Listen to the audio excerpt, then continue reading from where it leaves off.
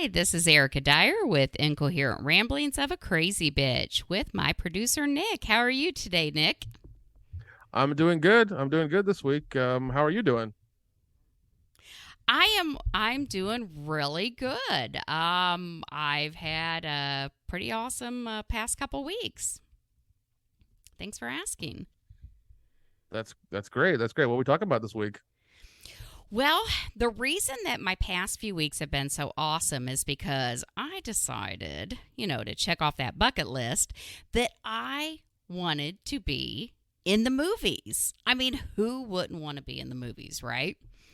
That's true. How are you getting your foot in the door in these movies? How's it happening? Well, well, for some background, I mean, this isn't completely new to me. And I was well, and also, are these movies like triple X, or like are they just like are they in indie movies? Like what movies are talking about here? well, my son still swears up and down the one is triple X. They're actually, I swear. So they're actually Indiegogo movies, Okay. right? So Indiegogo, you have these fundraisers by these independent filmmakers, and my go-to is horror films because, for one, I love the people in horror films. You cannot beat the personality of these filmmakers. They are awesome. They welcome anyone. It does not matter who you are, and uh, one of the very first Indiegogos that I did was for a little movie called Wolf Hollow. And I was going to be a bonfire victim of a werewolf. And I thought, this is awesome. Oh my God, I'm going to be a werewolf victim. So I paid my little Indiegogo fund and I wait. And then I get my script because it came with lines, get my script, get my, this is what we want you to wear. And I had been going to Walmart and looking up, like, oh, I think I'll wear like a little pink and white plaid shirt and maybe a little tank top because when the blood gets on me, I will, look all sexy with the blood on my white tank top. And I kid you not, I get this synopsis. This is what you're expected to do. This is what you're expected to wear. And it said BDSM fire scene. And I'm like, BDSM? And I asked my younger son, who's 19 years old, I said, BDSM? You see that? What do you think that is? And he goes, Mom, you're in a porno. And I said, no, I didn't pay to be in a porno. I mean, I don't think I did. I could have. I don't know. Just so we're clear. I know I have to do this, but just so anybody who doesn't know what BDSM is, I'm gonna the BDSM stands for bondage and discipline, dominance and submission, sadism and masochism. God damn it, that acronym is so difficult. And you Okay. knew Anybody that right anybody off the who's top of your head, didn't you? No, I didn't. I looked it up right now. So that's Don't what don't I'm don't judge my personal life, okay? like. No judgment here. So I'm sitting there with my son, right? And I'm like, BDSM. So I thought, what the fuck? I'm gonna be in the movies. I don't care. Okay, a BDSM scene, right? So we'll make it happen. And they sent us these pictures of examples of things they wanted you to wear, like these women wearing latex, the guys in like these chainmail and all these descriptive things of what they wanted you to wear. Things I obviously do not have in my wardrobe. So I'm working up near Chicago and I do a Google search for sex toy stores because I figure that's the best place to find BDSM equipment, right? I mean, So I I hope go, so. I really hope so. so I go to, um, I go to this sex toy store and I walk in and I'm like looking at these little outfits and stuff like that. Okay, all right. And Here's the thing. Are you also with your son in this situation or not? no, I Okay. was not with my son, Okay. but Just making sure. I was not with my son, But as I'm looking at the outfits, I'm like, okay, so this is what I'm looking for. And these young ladies, there were like 3 of them, and they're very young. They're like in their early 20s. And I said, well, I want a latex outfit that's going to look good on a larger woman. I mean, I'm not huge, but I'm not skinny. And I want something that looks good, but it has to be something I can run in. But I don't want to look ridiculous, right? I want to look sexy. And I said, and I'm describing to this one girl what I want. And she starts showing me these items. And she goes, well, with this one, it is going to show your breast and you'll see your nipples. I said, well, now hold up. I need something that my sons can see me in. Because in my mind, I'm thinking I want something to be in the movies. And she's like, oh. I said, no, it's not like that. I don't know who shops here, but it's not like that. I need something for the movie, so I tell them about me going to be in the movie. So we did find a fairly, it was a latex dress that I wore. Had a pentagram on the chest. And, so I did find an outfit to wear. My son still tells his father that I'm in a porno. I keep trying to tell him I was not in a porno. I love how... okay, well, where was the sex store again? It was in Chicago. Okay, all right. I was going to say, it was in the middle of nowhere. I was like, of course you found one of the pentagram, but if it's in Chicago, they probably had a bunch of them with pentagrams on there. Yeah, I found something. There you go. So I find the outfit. I felt good in it. I felt good in actually filming that movie, because there were other movies. There's been several movies and some that are upcoming, but this one I really enjoyed making. But all of us extras that were in this bonfire scene, we were talking and we all kind of ran into the same issue where we thought we were just going to be in a bonfire scene. And then towards the end, we find out, oh, it's a BDSM bonfire scene. So we got this guy who has his twin daughters there. We got like husbands and wives. We got these 3 guys who were in this film together because they thought it would just be fun, and find out it's a BDSM bonfire scene. So all these people show up and we're all wearing like these latex outfits. This one woman had her man on a chain. I loved that. I got a picture of that. She had her man on a chain, and we show up and we're like, all right, we're here to be in the movies. But of course, me being a larger woman, I got this latex dress on. So I had to put like this full body kind of Spanx on that went like the whole thing from my titties clear down to my thighs to kind of suck it in so I could fit in this dress. And then because I wanted my tits to look good, I don't know if you know what chicken cutlets are. So I got these. So for those that don't know what chicken cutlets are, this is a little trick of a woman. You actually can buy them. They truly look like 2 chicken breasts. They feel like, latex, like rubber, and you put them under your titties in your bra, and it pushes your tits up like you're like 3 or 4 sizes bigger than you are. So I got these chicken cutlets. So when I showed up for this filming of Wolf Hollow, I'm like, oh, by the way, if one of my titties fall out on the ground, that ain't trash. That's my chicken cutlet. I need to know so I can shove that shit back in my bra. Oh man, the things we do for the arts. I know, but yes, I was actually in a couple different scenes. The one bonfire scene, it was actually quite fun. So I'm not an actress. Back in the day, it's funny because back in the day I thought, like every young person probably thinks, oh, I'm going to be a star, I'm going to be an actor or whatever. But I'm not an actress. And they kept trying to give me direction. Mark Cantu, who is the director, kept trying to give me direction about, oh, laugh and be more animate. And I'm just like, ha, ha, ha. I don't know what to do. So they had me in this scene with this guy who I met on a different movie prior to this, and his wife was there. Well, Mark had me and this other gentleman kind of be making out during the movie, which we didn't really kiss, but he was rubbing my hair and I'm throwing my head back and acting like I'm laughing, and I'm like, damn, I ain't been this close to a man in like 10 years.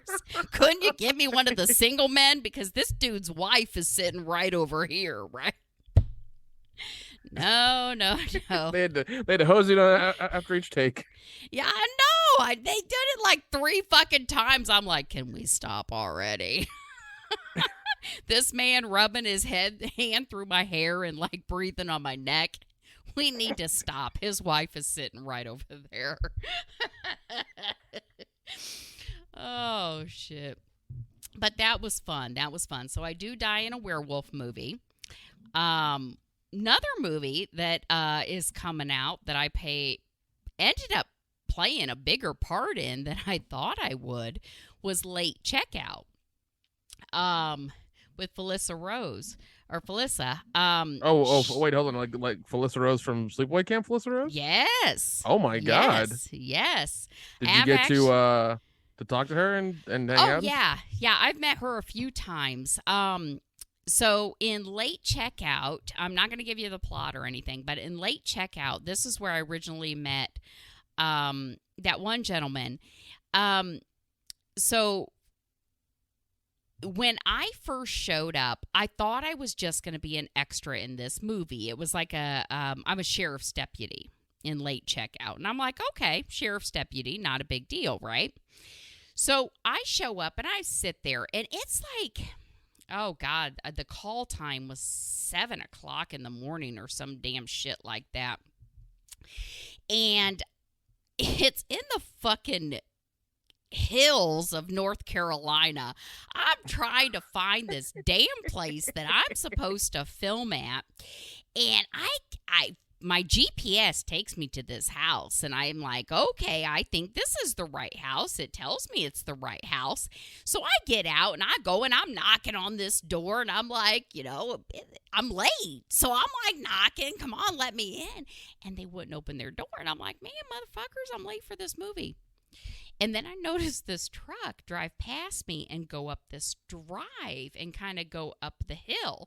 And I thought to myself, what if my GPS didn't know where the fuck I was because of these goddamn hills? And I'm knocking on the wrong door. Turns out I was.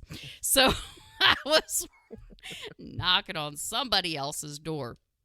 So I drive up the way, and I go up and go in where they're filming Late Checkout. And I just kind of sit there all day. And I met Robert Kennedy. He was the person that, the friend of mine that I had met and kind of done a couple movies with now. But I just got to chit-chatting with these people, and Felissa was there, and all kinds of people, and they were very nice. Josh Graves is the director, and I'm just watching them, and I feel like, oh my God, I'm in the fucking movies, right? I am here, and I'm watching Felissa in makeup, and I'm watching them film, and I'm like, this is fucking amazing. And I'm supposed to have lines in this movie because, again, this is an Indiegogo, and you pay for this shit. And I'm supposed to have lines in the movie. And Josh comes up to me, and he goes, are you ready for your lines? And I go, well, ain't nobody gave me my motherfucking lines. I don't know what I'm supposed to say. So he's like, oh, nobody gave you a script? I'm like, no, man. I've been sitting here, and actually when I got there at like 8 o'clock in the morning, I started drinking. It's terrible I have to do that, but I did. I actually had orange juice. I grabbed it at my hotel. I had an orange juice and a Captain Morgan, and I was drinking. Because God. Well, I mean, you really nervous. are an indie horror film actress. Yeah, I mean, I was nervous, man. I'm trying to get the nerves down. This is exciting. This is my first time. I'm like a virgin movie maker, right? And so I'm drinking. Well, when Josh came to me and asked me about the film, it was like fucking 12 o'clock. I'm like, well, shit, that alcohol's been gone for a long time. Now you ask me to act? I'm fucking sober now. They actually have some background footage on that. I'm like, damn, I drank my breakfast. Now I'm sober. So my part got upgraded because the person that was originally supposed to play Sheriff Miller didn't show. And instead of me just being a deputy, I got to be Sheriff Miller. So they give me a gun. Yeah, they gave me my parts. I have probably 4 lines in the movie. I got to yell at some poor girl. I don't want to hear about that. I got to yell at some poor girl and got to be in the movie. And that should be coming out real soon here. So that was fun too. So those 2 movies right there have been a blast. I have found the Indiegogo scene. I know that we're paying to be in these movies, and some movies have not been as fun as others. Some movies I've given the money to, and I felt like maybe they were just screwing me. But some movies I think have been above and beyond to make sure, you know what, your bit of money has helped us make this movie. So I love the indie film scene. I actually flew to New York to be in one. I play a killer in Silent Night, Bloody Night 3. Yeah. Oh my gosh, that one. Now that one. I wish we had more time to film the scenes for that one. They had to change the venue kind of real late in the game.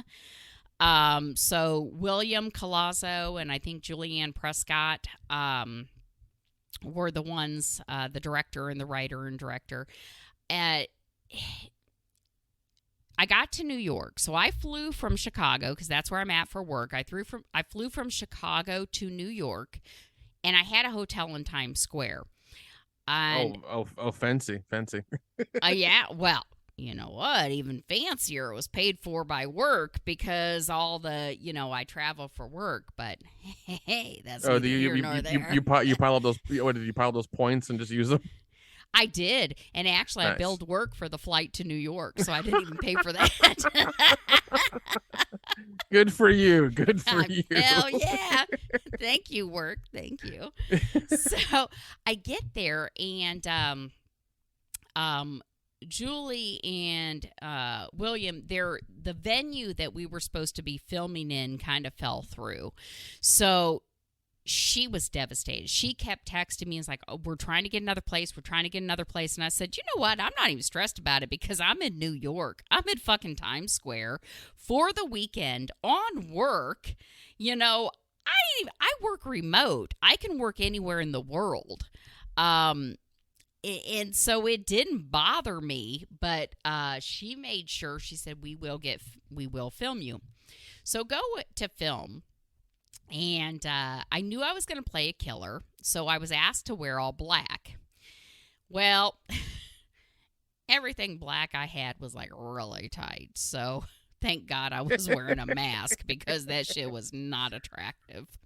So I'm wearing sweats and a long sleeve. You're wearing your latex pentagram outfit with your Spanx underneath. And you're gonna kill people. I know. I should have that. I probably should have. That would have made for a better movie. But yeah, so I'm wearing all black, and they decided to have me wear a mask. Well, this loft that we finally were able to film in, unfortunately, we only had it for a very limited time. I expected, because I was supposed to kill several people, right, with a knife, and there was supposed to be a chase scene and lots of blood and things like that. But because we had to change the location and there was another event that was booked there in like another hour and a half, we couldn't use any fucking blood. I kill all these people and there's only like one scene that has a little dribble of blood. And there were some extra things that we were going to do, but we couldn't for the simple fact of timing. And I felt so bad for them. One of the other actresses didn't show. And it was funny because this sounds terrible. So there was supposed to be Julie and another actress that were going to sit at the bar and talk and kind of feed off of each other, and then I'm the killer that comes in. Well, the other actress didn't show, and in my mind, they didn't even know this was going through my mind, but in my mind, I'm like, I could be the other actress because then in my killer scene, I'm wearing a mask. I could play two people. So I took off. I had a black tank top on under my black long sleeve shirt. So I took the other shirt off, tried to show, look, I got titties. I'm not bad looking. You can make me be the other chick sitting at the bar chatting. I could do that. And I thought, I'll be your other person, but they didn't take the bait. I guess they didn't. They didn't want my fat ass sitting up at that bar trying to chat with Julie. So Julie just, played her scene by herself. But yeah, it was a lot of fun.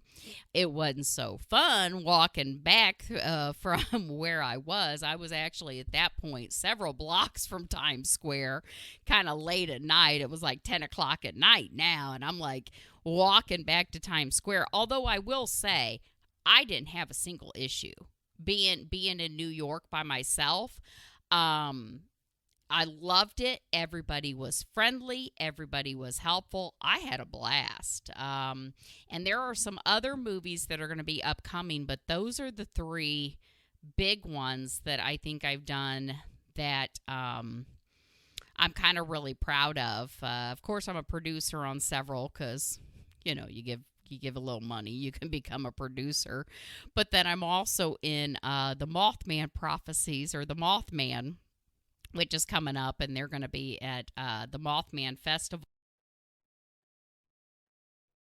My experience with the Mothman, so it's been fun. Yeah. So you're living your bucket list right now. Going, doing all these. That's good.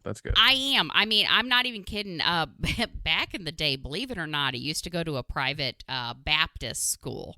So it was a private Baptist school from the time I was in elementary to third grade, and I always played Mary, the mother of Jesus, for like 4 years in school. So I had been acting ever since I was 5 years old, or what you want to perceive as acting. I mean, I just sat there with a doll baby in my arms. But then when I went into high school, I was always in the drama club in high school. And originally when I went to college, way back when, I went for an acting minor. I thought I was going to be an actor, and then, fucking kids. So life fucking changes, man. Little assholes. And so now my youngest is 19 years old. He's not going to college. He's in his career. I'm going to be a motherfucking actor, even if I have to pay for it. Well, I'm good. I'm glad you've had a lot of good experiences on these horror sets. I've worked on a couple of these things as well, and we always try to make everybody feel comfortable. We've never done the ones I've been a part of, and we've never had the tier where somebody pays to be on the movie. We've never had that. But I have heard of horror stories where, like, they'll have some females will pay to be in the movie, and then they they get Harvey Weinstein, let's say, Yeah. in certain ways, and it's just not pretty. So No, no, and you gotta watch that. I mean, no matter what the movie, and I try to tell myself, and I've said that to some of these people. I have other movies that I'm supposed to film. The Evil 3, Killer Camp Out 2, Camp Pleasant Lake. There's so many that are coming out. I can't even name them all. And I'm supposed to film a part in these movies. But I'm not an actress. No matter what my dreams were before, I'm not an actress. So, but I would be a good killer. There is one I haven't done the Indiegogo for it yet, but I'm really kind of thinking of it. The movie is actually called Pay to Die, and it's out in Los Angeles. And I thought, how much fun would that be that I have filmed in New York, and if I flew out to Los Angeles to film this Pay to Die, I would have filmed from coast to yeah, you do gotta watch it with these movies. I have noticed some of the people that are on these movies, they're younger. I mean, this is their dream. For me, it's just for fun. I mean, I have my career, which I just can't leave. I make too much fucking money doing what I do. This is just fun. well, I mean, and that's entirely fine. The fact that you find the time to do these things, you can work remotely, you're living your dream, you're Yeah. checking off a bucket list. I think that's wonderful. That you're doing this stuff, and also you're contributing to independent film, which I think is very important these days. We need newer, fresher ideas, or at least fun ideas to kind of come out there and people to enjoy. More so than I think modern Hollywood is doing. So, but Oh, yeah, absolutely. yeah. Absolutely. And different festivals like the Scarefest 14, a Whorehound, any of the festivals, but these small independent filmmakers, they are passionate about their movies. I have found that too. So it's been a pleasant experience.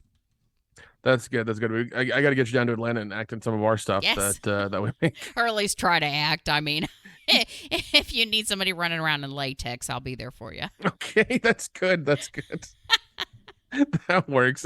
Yeah, we always need. We always need that at some point. Uh, yeah, yeah. We always use extras. I know. We've done. I filmed stuff down there. Some stuff down there where like nobody will show up. Even the Yeah. short I did. Even the short I actually wrote and directed 2 or 3 years ago. One of the actors didn't show up the second day, and I had to like It's terrible. redo what was happening. I mean, luckily I had I had friends there, and they were helping me work through it because I didn't know what I was going to do. And they were like, okay, well, what, they like, they kind of coached me through it, and it went well, so it was fine. But it worked out fine. Yeah. But that is something you have to watch with the independent films, I've noticed. I think every movie I've done so far, somebody hasn't shown up that was expected. In Wolf Hollow, our bonfire BDSM scene was actually a little smaller than it should have been because like half the people didn't show. And I swear it's because when we bought the Indiegogo perk, it was supposed to be just for a bonfire scene. And then when Mark threw in the BDSM part, I think people were like, I'm noping out. Nope, not for me. I'm not gonna be BDSM. Yeah, and that'll happen as well because I'm sure a lot of people wanted to be in it, and and he didn't want to film 18 people around a bonfire, and he's because like doing scenes like that is rough. Yeah. So I assume he just like, all right, we'll dwindle down to who wants to be here. So Yep. he put the BDSM thing in there and like dwindled it down by quite a bit. I'm glad you persevered and Hell went through yeah. with it. Although, like I said, my kid still swears up and down I'm in a porno. So it's all good though. Oh man, but yeah, that sounds sounds like a lot of fun. It was. Oh It was man, a lot of fun. yeah. Well, any other experiences? Any advice? Anything you want to give for that kind of thing? Anybody going into independent film or acting or whatever? The only thing I would say is don't discount the Indiegogo or the Kickstarters. A lot of these independent filmmakers, I was talking to somebody at Whorehound. He made a great little short movie, and his dad gave him the money. It was $1,500 because I thought, wow, that it was a great movie that he made for $1,500. He did the acting, the directing, the producing.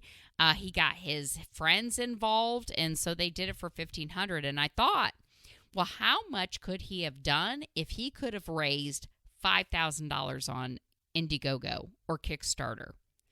Or $10,000. There are some of those independent filmmakers on Indiegogo that really can make enough money to make a great movie.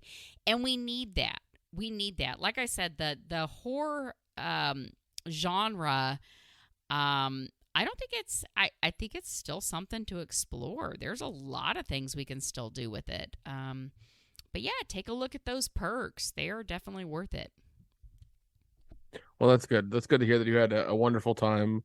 And then work got to, help you travel to these locations. Yeah. Well, you know what? They'll pay to have me travel home to Indiana, but I didn't want to go to Indiana. I wanted to go to New York, so they paid for it. Yeah, and you got to stay in a nice, hotel in Times Square. I did, right in Times Square. I was like 1 block away. It was awesome. That's awesome. Yeah. Well, that's all we got. I think that's all we got this week. No questions still. If anybody has anything, any questions for Erica, any questions for advice or anything like that, please email her at ericadyerpodcast@gmail. Also check out it's Erica Dyer Podcast on Instagram and Twitter as well. So make sure you're following us there. We're trying to post a bunch of stuff and get more people to listen to the podcast. So make sure you share it as well if you enjoy it. Yeah, that's all I got. How about you? That is everything. Thank you, everyone.